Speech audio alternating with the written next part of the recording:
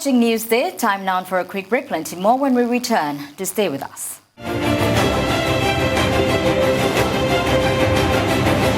Former President Goodluck Jonathan says while current agitations for restructuring by giving more autonomy and devolution of powers to states and local governments are not misplaced, he warns that restructuring alone may not solve all the anomalies in the country due to the attitude of Nigerians.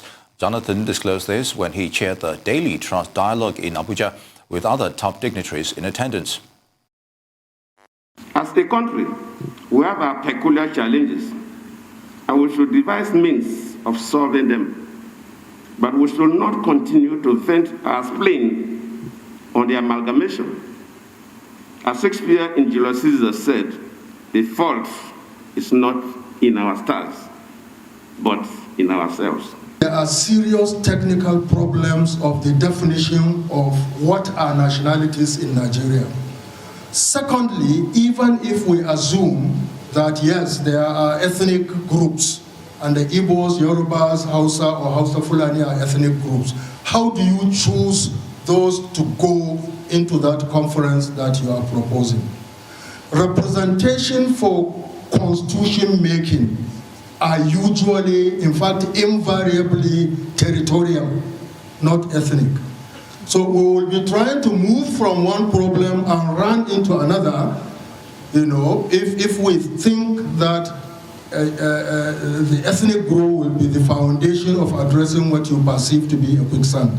We now go to Pascal Odibo, a public affairs analyst, to talk about the state of the nation in Nigeria. Pascal, it's good to have you again. Now let's talk about the issue of restructuring, which has been on for quite some time, but has been held back due to several reasons. Is there a current conscious political will to actualize this that will benefit every region, or it is mere wishful thinking? Thank you. I believe very strongly that Nigeria is under a leash, and everybody believes that the structure as presently constituted isn't working. And for it to work, if you understand, and I'm sure we all understand what a leash means, a leash will give you a semblance of liberty up to a point, and then it will pull the dog back. I believe very strongly that restructuring, which is becoming the talk of the day, is as a result of bad governance. It's as a result of lack of quality and intelligent leadership.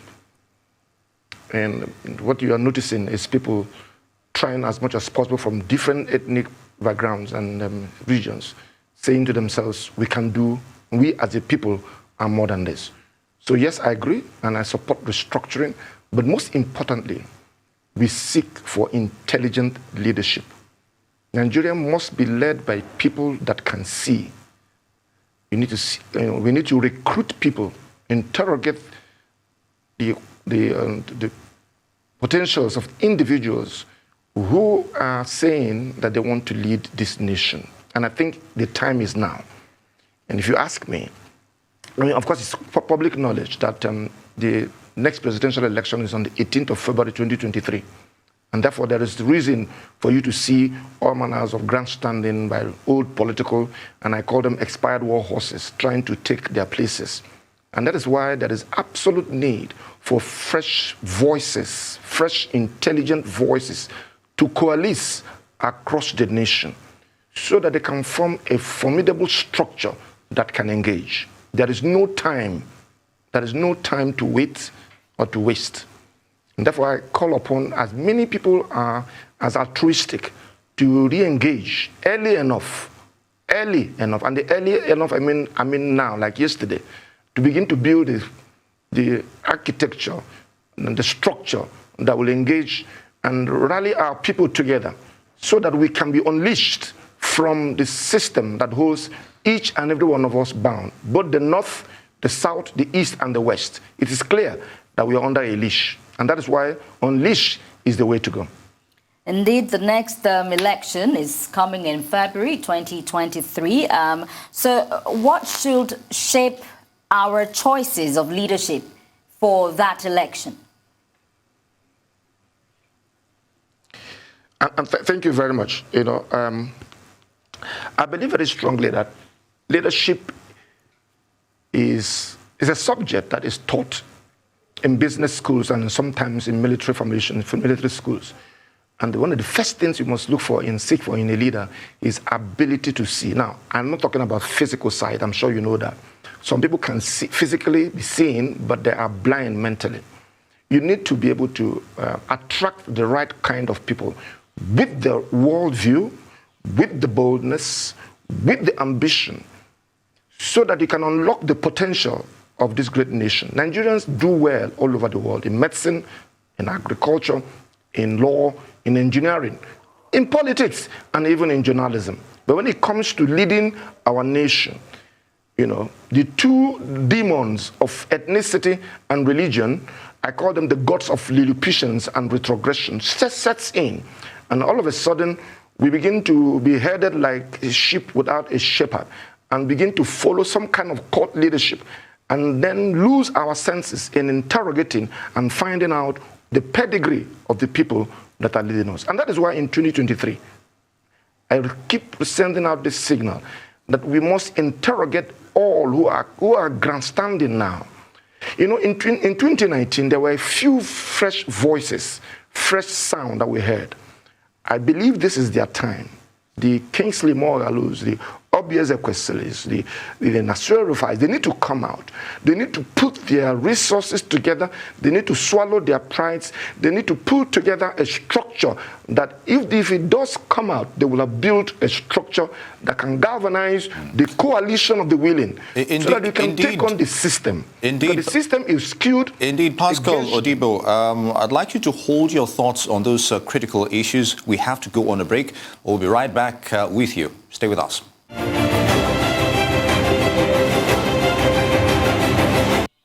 Welcome back to Newsday, and we've still got public affairs analyst Pascal Odibo with us to talk about the state of the nation. Pascal, it's good to have you back. I'm still going to have to go back to the issue of restructuring, and just a question here. Is the Nigerian public carried along over the restructuring debate, and what will be their input towards 2023? You know, just as I was saying before you, I mean, we went on a break. The challenge you have in a behemoth like Nigeria is the fact that the leadership, which is you know, of course, you have in every transaction, you have the supply and the demand side. You know, the demand side is weighing heavily on the supply side. The quality of leadership that we have.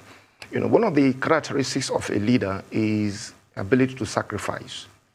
Ability to sacrifice. You know, you must be able to lay down your life. And if it becomes possible, if it becomes necessary, die for your people. You know, a good shepherd is that shepherd that lays his life down for his sheep.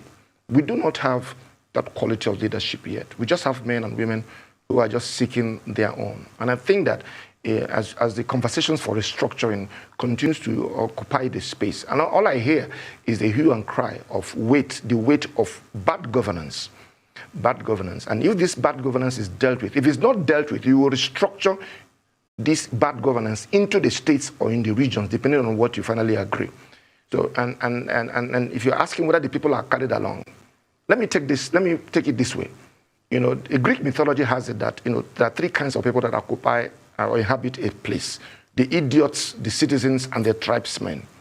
I think what we have plenty in our nation are tribesmen, and everything is seen from the perspective of where I come from, who I come from, and from a religion. We're looking for, and we think that there is need for a strategic mindset shift of the Nigerian from every sphere of life, so that these conversations can take into consideration our feeling. Because the essence of governance is for the people, to lead the people and to make the people happy. But I can guess that 90% of Nigerians are not happy as presently constituted. And my take here is that we must begin to query the people that lead us. Query the people that lead us. Query the process, the conveyor belt that produces the kind of leadership that stand and grandstand as our leaders. And you can see they are all playing up again. The same old folks are coming out again in different habiliments. And I am just asking that Nigerians should no longer be hoodwinked. Once bitten, they say it's twice shy. This is the time for anybody who comes now to query, ask the individual, what do you see? What is your pedigree? What has influenced your thought and your thinking? What is your exposure? Do you have a world view? We don't want to get somebody, some guy who just has not seen anything beyond where he comes from to begin to lead this nation, based on religion or based on ethnicity. We need the best. Nigeria deserves quality leadership. Nigeria deserves it. And we must demand it as citizens. We are no longer idiots, and no longer shall we be called tribesmen. We are now full-fledged citizens who understand our rights. And if you are asking me how, check out the answers. Well, the Bureau of Statistics will argue with you that 90% of Nigerians are not happy. Nigerians are known to be the happiest people in the world. But seriously now, still on restructuring, the former governor, President, I beg your pardon, Goodluck Jonathan, shared the opinion that restructuring alone may not solve the anomalies in the country. Was my first question to you. Do you agree with him?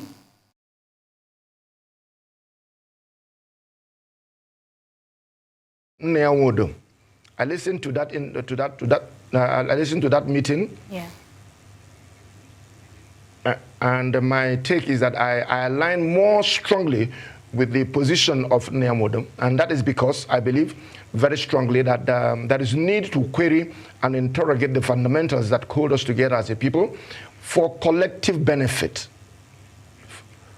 For collective benefit. There's no point dancing around the bush. There's no point beating around the bush. These situations have proven that the plans and the strategies of the past has not worked. I'm a strategy consultant. I'm a training consultant, and I do so worldwide. Let me tell you something. That's what is called strategy exhaustion. Strategy exhaustion happens when a business that is already producing, that is working, all of a sudden is not working. Sometimes people think it's an execution challenge. The problem is strategy. These same old people that have ruled this country, if you give them this country, they will still use their old strategy to solve the new challenges that we face. You need fresh thinking. You need fresh blood. You need fresh technology. You need fresh wisdom to resolve the conundrum that this nation faces. Indeed. Now, Pascal, let me take you up on the issues of insecurity. That's been lingering for a while now. If terror groups like Boko Haram and its affiliates are still a thorn in the flesh of the public and governance as a whole in general, what does that tell you about Nigeria's ability to protect its citizens and territorial integrity? You're coming back to what I just mentioned. It's a case of strategy exhaustion. Listen, when every administration comes to power, they do what they call a strategy session. They will sit down, they will plan. Like you look at Biden in America. He's launching out from the first day.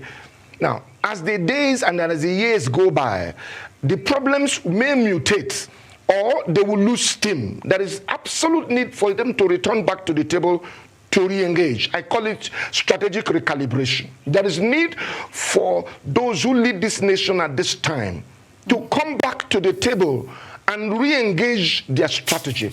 See a fresh thinking. The solutions they brought in the first 1, 2, 3 years have worked. But going forward, that strategy has exhausted. You need fresh thinking. You need fresh thought. You need bold thinking. You need inputs. Because the challenge has mutated, or you have lost steam. The strategy has exhausted. I need to say that. So whether it is your economy, or it is your security, or any socio-political challenge, you need to continually, on a consistent basis, bring fresh impetus that will bring a re-engagement of your strategy on the vision. So they need to see again. Well, talking about lost... Whether it's on economy or on security. Talking about lost steam that you mentioned there, let's look at insecurity in the country now and the cry out by southwestern governors, especially Rotimi Akeredolu of Ondo State. He gave a quick notice to herdsmen, which will expire tomorrow. What are your thoughts on that? It's a clear indication. It's a clear, absolute clear indication of the bifurcation of power in our nation. You know, as a governor, he is that is his call to duty. He's called the chief security officer of his state. So if he notices that there's a challenge in a particular sector, it's his job to call it to call it out. But of course, the federal government is coming in with a mindset to say, you know what, it's illegal, as it were, to ask people to leave the state. He's not asking the people to leave the state. I believe both the state and the federal government must sit down and agree to be able to engage these things that we are going through as a nation. Let me say this here. You know, if Ondo State is safe, if somebody from the east comes to Ondo State, he will enjoy this peace. If somebody from the north comes to Ondo State, he will enjoy the peace. This idea of bifurcating power for the purpose of some ethnic thinking and thought process is killing this country. The safety, I served in Gombe State in 1985. I enjoyed the peace of Gombe. That time it was Bauchi State. But today, I can't freely go to that place because of the fear of the challenge of security. So if Ondo is not safe, if Bauchi is not safe, if Anambra is not safe, Nigeria is not safe. So to single out a governor because he's seeking the safety of his people, I find it very challenging. We need to work more as a people and not as tribesmen.